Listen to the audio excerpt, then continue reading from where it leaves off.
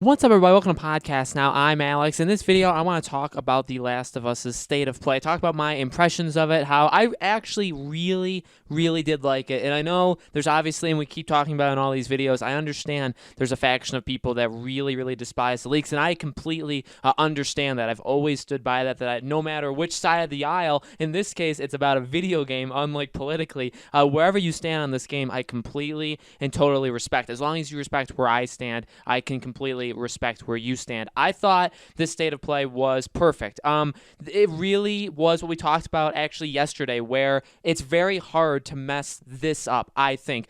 The biggest thing of this game, literally including the leaks, right, is the story. The story is going to be make or break, and so I understand it. I understand that, whatever part of the leaks are true, whatever part of the leaks are not true, when when people get their hands on it, ultimately the story is going to be the biggest thing that either people are going to love it, people are going to hate. They're going to fall somewhere, right? They may not completely love it or completely hate it. Maybe they're somewhere in the middle, but that's going to be a big indicator. But the gameplay, really, no one really has to be worried about, right? That's why I actually really was looking forward to this state of play, because if you guys watched that video I made yesterday, it was, well, the gameplay is going to be rock solid, right? I said that I really loved the gameplay of The Last of Us. I know some people said they don't necessarily like it. I mean, again, our opinions are definitely going to vary on a lot of things. That's completely okay. I really liked it. I really liked the gameplay of The Last of Us, and for this, well, firstly, there was a couple different things I think we should talk about in regards to the state of play. One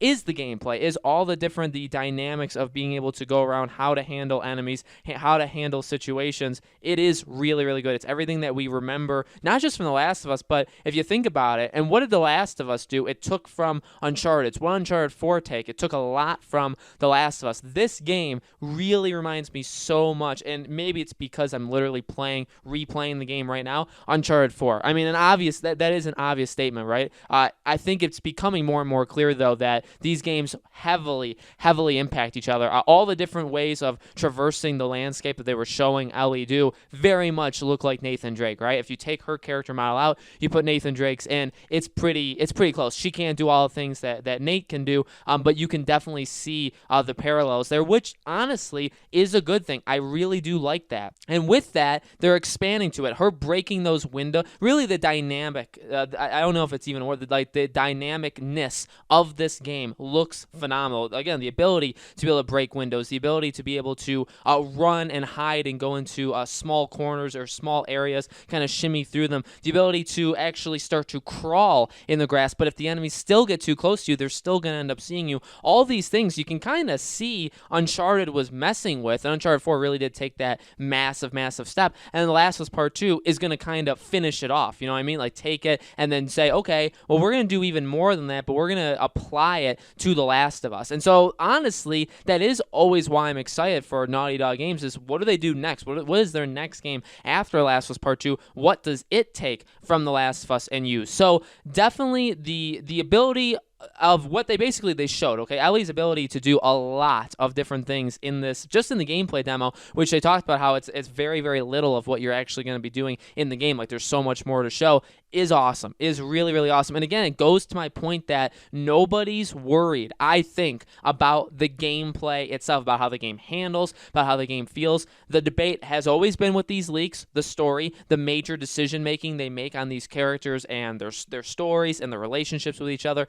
That is the biggest thing. I think that when it comes to the gameplay, though, and because you do have to talk about that, right? That is a point of discussion. But you also have to give credit where credit's due. The game looks phenomenal, okay? It's one of the best looking games I'm going to assume that's going to come out. Uncharted 4, literally to this day, again, I'm replaying it right now, still looks better than 95% of the games that come out, okay? And that was 4 years ago in May of 2016. The Last of Us Part 2, I have no doubt, is going to be one of the top looking games of all time that we have so far. Obviously, it'll be topped years down the line, but you have to give them that. You have to give them that if you liked the gameplay of 1, you're gonna like the gameplay of 2. I really don't see how it's even possible that you don't. But again, the dynamicness, the ability of enemies, and that also goes into the second thing I really want to talk about with this video on the state of play, is the brutality of this game. Again, coming from Uncharted, it's refreshing in like a weird way to see something like this, because Uncharted is brutal, and Uncharted 4, again, you can feel the weight when you're hitting enemies, and when the bullets are whizzing past you in a gunfight, you can feel that. Like, the lighting has much improved, the sound effects have much,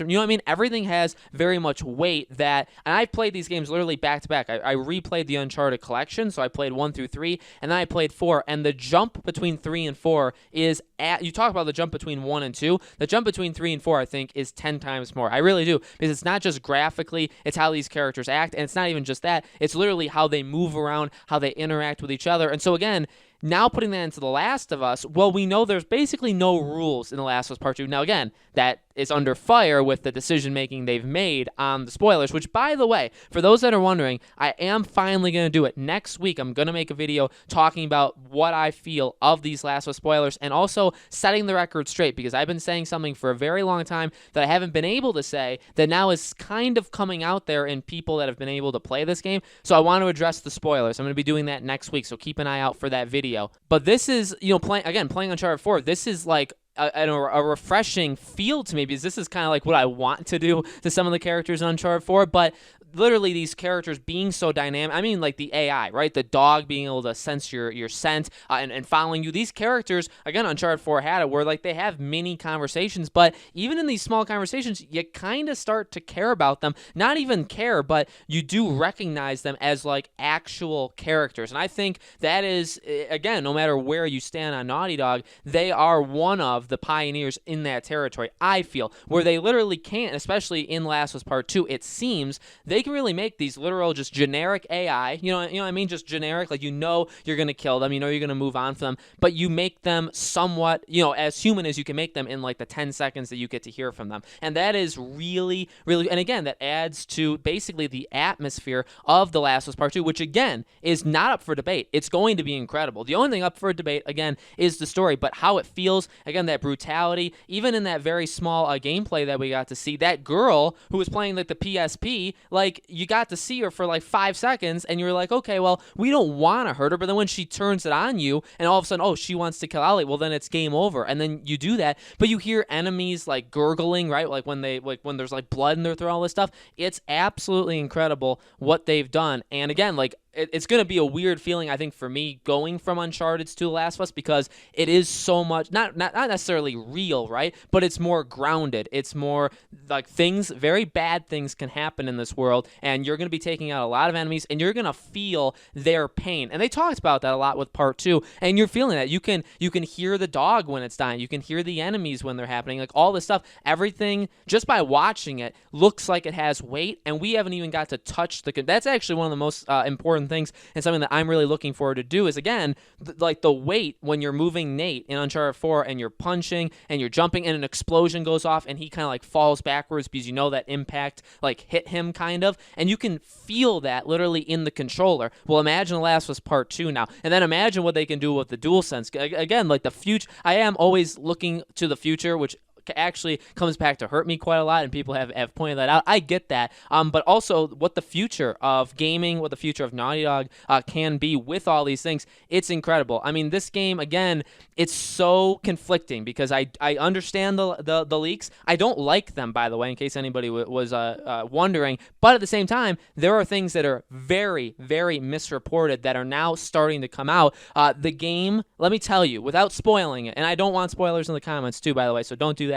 And again, I will address it, and we can talk all about spoilers in that video next week. But let me just tell you that I think this game still has a very good chance of being a masterpiece. I think there will be things that are going to conflict with people's thoughts, and the game can definitely turn people off. I definitely understand that, and I know 1,000% right that that's going to happen. Not everybody's going to like this game, and I'm not even saying that I'm going to like this game, okay? I know I sound excited. I know that I'm into it. I'm going to give it a chance. I'm going to play it from beginning to end, probably in like 2 or 3 days, right, straight. I'm just going to play it straight through it. I'm hoping it's going to be good, but is it possible it disappoints me? Is it possible that I get really, really upset? Absolutely. But I'm just saying it is possible for this game to be good. Everything seems very, very good about this game, including everything we saw in this state of play. It looked like a game of the year. It looked like a game of the generation. It brought back memories of The Last of Us. It brought back memories of Uncharted 4 did really, really well, and it looks like it's learning from Uncharted 4 and doing even more. Okay, it did all of those things.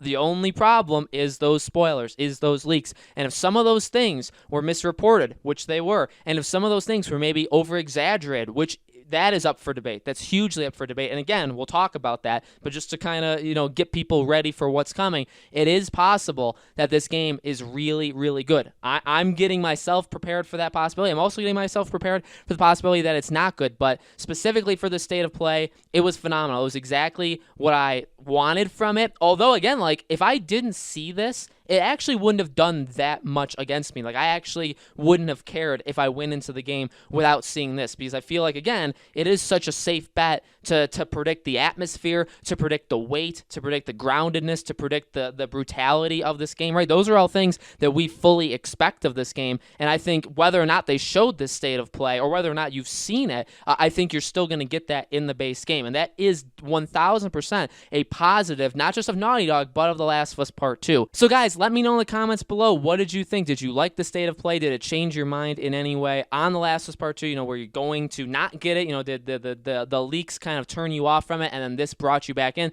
Let me know your thoughts in the comments below. As always, make sure you guys are subscribed, have that bell icon turned on so you know when all these videos go up. And again, we're going to be picking up our Last of Us Part 2 coverage over the coming weeks. I'm going to be talking about those spoilers next week, setting the record straight, and then we'll get into The Last of Us Part 2 when it releases. Very, very exciting times. Again, whether you despise this game and hate its guts or whether you like it, we're all in for quite an amazing ride, okay? Thank you guys so much for watching, and I'll see you all on the next video.